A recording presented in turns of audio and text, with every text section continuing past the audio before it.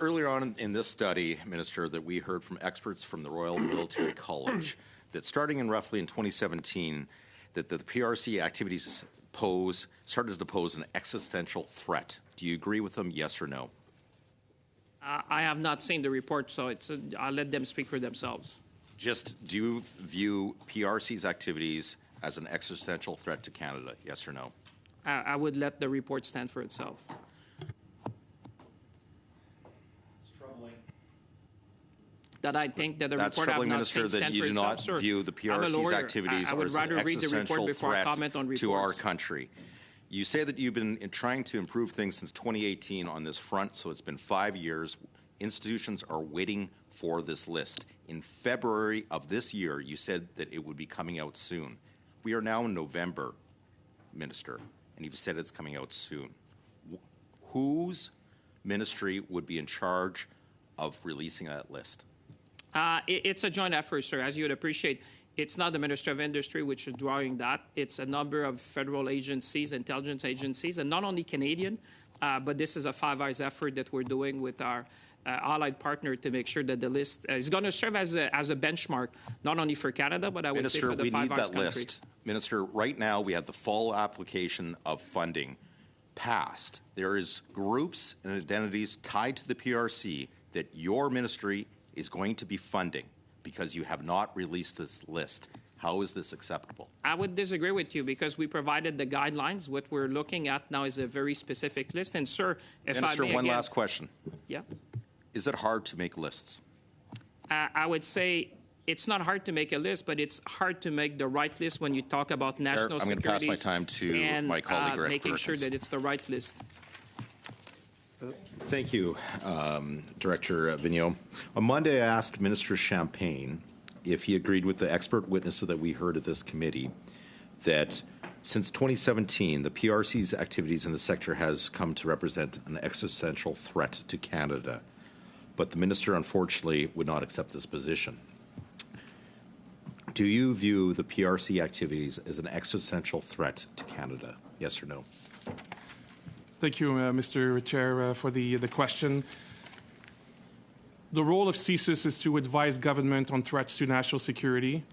We are looking at all vectors of how these threats can manifest themselves. We have been more open publicly, specifically about the PRC's activities, but also about other threat actors in terms of the impact on our sovereignty and our security and future prosperity. And so from that point of view, I think the People's Republic of China have been very clear in their intent and their actions have demonstrated also the level of their capability to be a threat to our national security.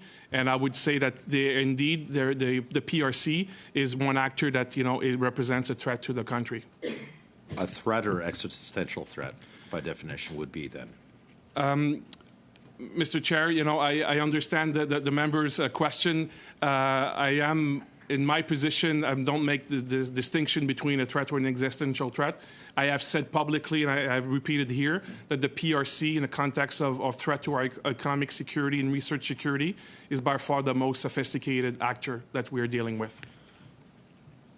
Well, Mr. Vigneault, that's deeply troubling because you've recently made unprecedented appearances along with other Five Eyes allies, which are characterized by the media as because, open quote, because they are alarmed by China, which they say is the greatest espionage threat democracy has ever faced, end quote. That was your words or your signature on a Five Eyes document, if I'm speaking correctly on that, specifically referring to the theft of our technology and secrets. So if you're willing to say that with the other Five Eyes that this is an existential threat, I'm concerned that you're not sharing that view domestically versus the international statement that you guys put out.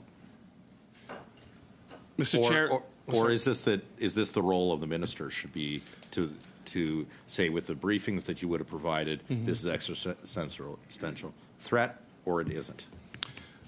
So, Mr. Chair, I think it's a very valid point, and I would not want to leave the impression that I would, have different messages, either I'm in Canada or abroad.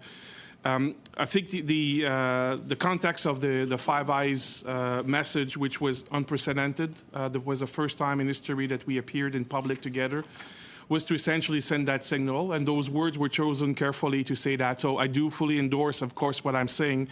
In the context of the work we do in Canada, in the context of what CSIS' role is to advise government, and in support of what, or in to complement what the minister has said in his appearance on Monday, I do not see a distinction. I understand that these are not necessarily the same words, but I do stand by the statement I've made with my colleagues about the threat China represents. Have you briefed the minister personally on the activities of the PRC? Mr. Chair, I'll be careful about the nature of the briefings I'm giving, but I do believe that it's been said publicly that, I have personally briefed Minister Champagne. I've briefed a number of other ministers. But I'm saying that with the caveat that I cannot confirm or deny all of the briefings I've been given. But in the context here, it's been said, that yes, I have briefed Minister Champagne directly in the past. So if both you and Minister Champagne won't pronounce this as an existential threat, who will? Would this be, because obviously the same briefing, the information you have all the information you have, the minister has on the activities of PRC. Would that be a rough generalization? Mr. Chair, the minister is receiving a lot of information, of course, mostly from his department. He's also receiving information through his participation in different committees, and that includes receiving intelligence from CSIS. But I do understand the member's question, and again, I just want to reiterate that, I think the words I've used in this committee in my opening remarks, and the words we've used in our public report and in previous public appearances here in Canada, I've spoken very clearly about the magnitude. I may not have used the word existential threat, but I can tell you that that we are seeing it from that point of view.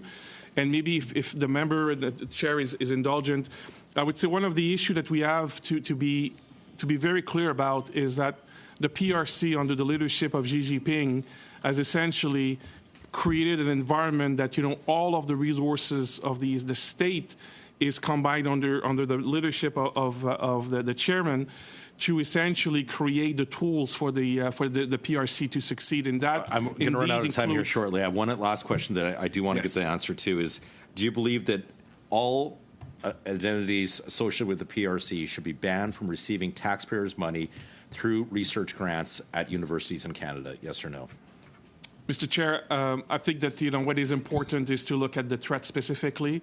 I would say that there is a gradation in terms of the different activities and institutions that are engaged in these activities. They could be associated with the PRC and still get funding. So thank you for your answers.